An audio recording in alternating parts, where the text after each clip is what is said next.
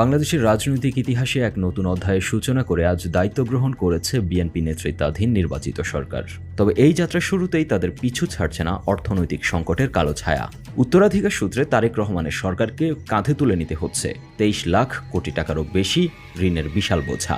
বিগত 1.5 দশকের আওয়ামী শাসন এবং পরবর্তী 18 মাসে অন্তর্বর্তীকালীন সরকারের সময়ে কিভাবে এই ঋণের পাহাড় তৈরি হয়েছে সেই বিশ্লেষণ থাকছে আজকে। তারেক রহমানের নেতৃত্বে নতুন মন্ত্রিসভা আজ শপথ নিয়েছেন। প্রধানমন্ত্রী হিসেবে দায়িত্ব শুরু করেছেন তারেক রহমান। এরই সাথে তার সামনে এসে হাজির হয়েছে দেশের সামষ্টিক অর্থনীতির চরম চাপ।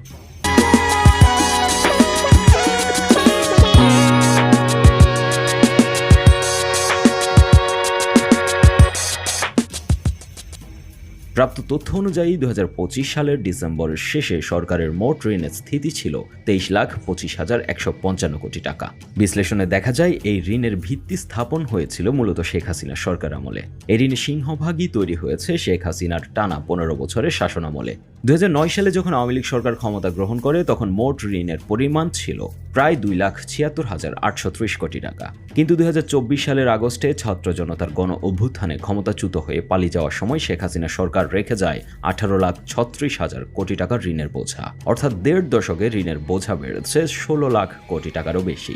অর্থনীতিবিদদের মতে মেগা প্রকল্পের নামে হাজার হাজার কোটি টাকার ঋণ গ্রহণ এবং বাছ বিচারহীনভাবে ব্যয় করা এই পরিস্থিতির জন্য দায়ী। শ্বেতপত্র কমিটির তথ্য অনুযায়ী এই সময়ে প্রায় $234 বিলিয়ন দেশ থেকে পাচার হয়েছে এবং উন্নয়ন প্রকল্পে 14 থেকে 24 বিলিয়ন রাজনৈতিক চাঁদাবাজি ও ঘুষের পেটে গেছে। এরপর আসে প্রফেসর ইউনূসের নেতৃত্বাধীন অন্তর্বর্তী সরকারের এই ঋণের সংকট থেকে উত্তরণের প্রচেষ্টা। তবে অন্তর্বর্তীকালীন সরকারের 18 মাসের শাসনামলেও ঋণের গতি থামেনি। অধ্যাপক ইউনূসের নেতৃত্বাধীন সরকার দায়িত্ব নেওয়ার সময় অর্থনীতি ছিল ঠিক খাদের কিনারায়। গত 18 মাসে রাষ্ট্র পরিচালনার ব্যয়, বিদ্যুৎ ও জ্বালানি খাতের বিশাল বকেয়া পরিশোধ এবং সংস্কার কর্মসূচির জন্য সরকারকে অতিরিক্ত ঋণ নিতে হয়েছে বলে মন্তব্য করেছেন অর্থনীতিবিদরা। তথ্য বলছে অন্তর্বর্তীকালীন সরকারের সময়ে ঋণের পরিমাণ প্রায় 4 লাখ কোটি টাকা হয়েছে। মূলত বিগত সরকারের রেখে যাওয়া দেনা পরিশোধ এবং বাজেট সহায়তা হিসেবে বিশ্ব ব্যাংক ও IMF এর থেকে ঋণের কারণে এই স্থিতি বৃদ্ধি পেয়েছে। বিশেষ করে বিদ্যুৎ ও জ্বালানি খাতের বকেয়া অন্তর্বর্তীকালীন সরকারকে ভুগিয়েছে।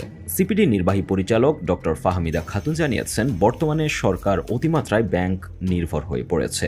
2025 সালে ব্যাংকিং খাত থেকে সরকারের ঋণ গ্রহণ প্রায় 32% বৃদ্ধি পেয়েছে। অন্যদিকে রাজস্ব আদায় পরিস্থিতি উন্নতি না হওয়ায় ঋণের সুদ পরিশোধ করতেই বাজেটে একটি বিশাল অঙ্ক চলে যাচ্ছে। নতুন সরকারের সামনে এখন বড় চ্যালেঞ্জ হলো এই ঋণের ফাঁদ থেকে দেশের সামষ্টিক অর্থনীতিকে রক্ষা করা। একদিকে নির্বাচনী